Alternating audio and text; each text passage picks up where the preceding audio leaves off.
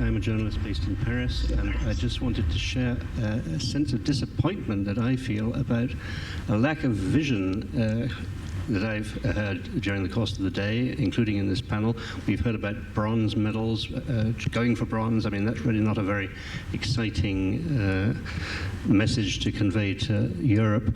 Mr. Nemyria talked about Turkey being a heavily neglected strategic asset for Europe, and when the issue of Turkey was raised with the Hungarian minister, we were told, well, it's very difficult to meet EU criteria, and the issue was left to float. But what we heard earlier about the importance of Turkey, and I'm emphasizing Turkey, but there are plenty of other countries all along that eastern rim, the importance of Turkey as a strategic base for energy supplies for Europe. Just now I had a glimmer of vision when the idea of big projects, grandiose projects was raised. So I'd like to make an appeal to the panel.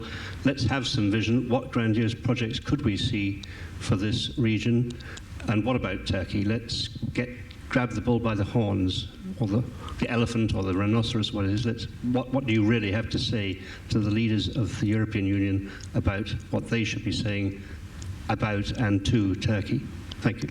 Thanks for that question. I think that's terrific. We began the premise of this discussion with, we've had such a powerful vision that's driven the reform process for 20 years, a Europe whole and free, driven by the integration process, prospect of reform, prospect of membership in NATO and the European Union, and we began this discussion with, is that paradigm dead? And I think you pick up on the fact that there are very low expectations, much sober discussion. So how does the panel answer this challenge from, I'm glad it's coming from Paris. How do you, let's start with you, Janos.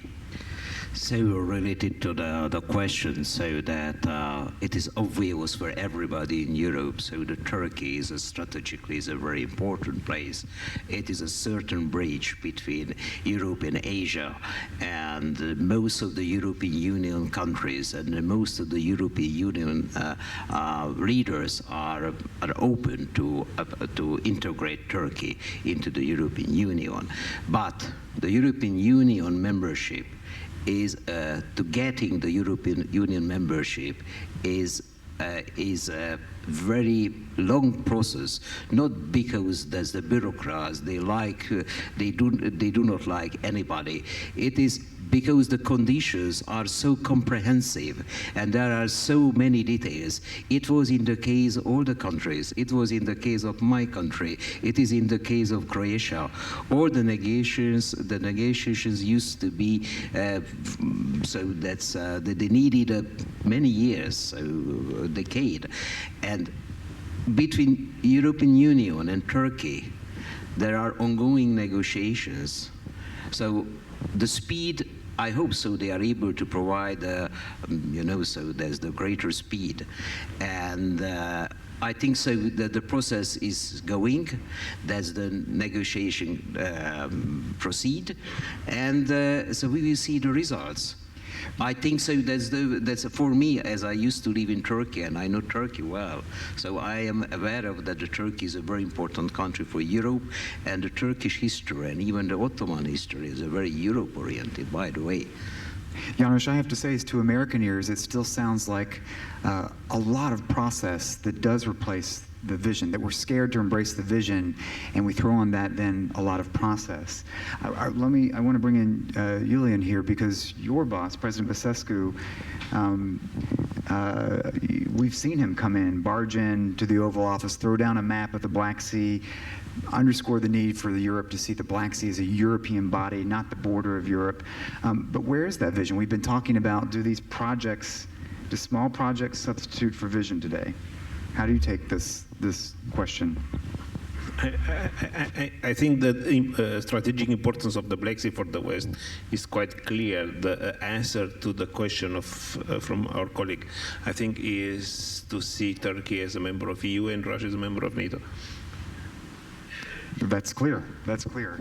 Let me try to bring in another question up here from this gentleman here.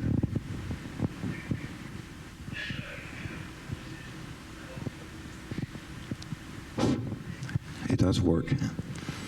My name is Claus Carsten Petersen. I'm from Denmark, the Danish Foreign Policy Society. On the subject of Ukraine, I was a little depressed this morning by the fact that in the course of Secretary Steinberg's excellent expose, he didn't once mention Ukraine. Came in later during the question period. But talk of lack of vision. I think that the EU and the US should pull up their collective socks and establish some vision vis-à-vis Ukraine, and then leave the process to Ukraine. I mean, what would it cost us to say for certain that there is a perspective for future membership? Of course, the door is open. It is up to you to develop the capability to join and fit in and so on and so forth. But when and if this happens, when you are up to it, of course the door is open. On NATO, I think it was some think tanker from Moscow who said that if Ukraine were to join NATO, it would be casus belli. Think a little bit about what that tells us about Russia, Ukraine, and NATO. And if you look at what the EU is telling Ukraine and what Russia is telling Ukraine, the EU is saying, maybe you should start doing all these things, but you should do them for you, not for us. Right. The Russians are saying you should do this, that, and the other, not for you, but for us Russians. I think there's a pretty huge difference in the attitude. And I think basically my bottom line is that Ukraine is hugely important strategically and culturally and so on, and the potential is fantastic and so on. And I think it is a shame if the neglect that I see in EU policy and in American policy is not somehow remedied.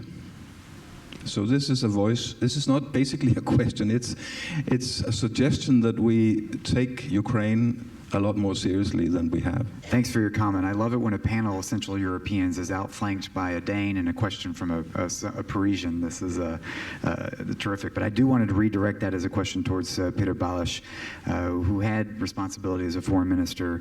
Our Danish colleague has come down on the side that the lack of a membership perspective does undermine the incentive for reform.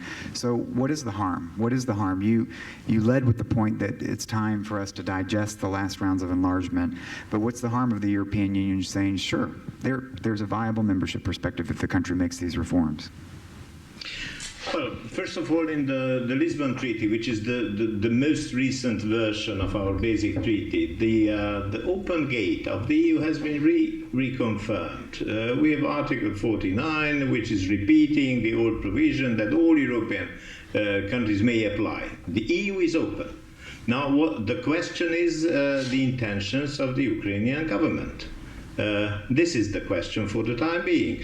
I visited Ukraine 2 times in the last year. I was still a minister in both cases. And I met 2 different presidents, 2 different governments, 2 different Ukraines. Of course, we know that countries do not change so quickly. But governments are rotating, and they are representing various faces of the same country.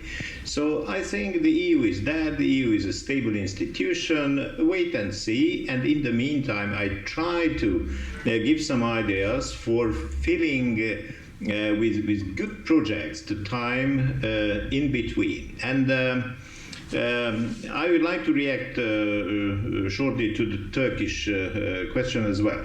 I think Turkey is extremely important. Turkey is the key of the Black Sea region. Turkey has a key position in energy supply of Europe. So, but Turkey is already negotiating. Let's not forget that Turkey was the first to establish from the outside a customs union membership with the EU back in 1995.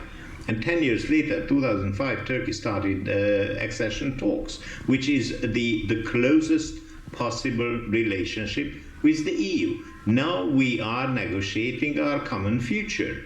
Let's concentrate on that, and let's not be diverted by minor public opinion reactions in some member states that should not influence the long-term strategic relationship between the EU and Turkey. Interesting. That's a tough message to go down in Ankara, but thank you. I'm sensitive to the time, so what I want to do is wrap up here. I think what we've been talking about, in some respects, a little bit of a disconnect between vision and policy. This panel's discussion was really about how to continue the process of extending freedom to the East. We'll have a moment tonight to celebrate at the Freedom Awards dinner the success of the transformation that's taken place in Central and Eastern Europe. I've got a note that Buzek and Javier Solana have landed. The ladies in white, their representative is here. We've had President Kwasniewski.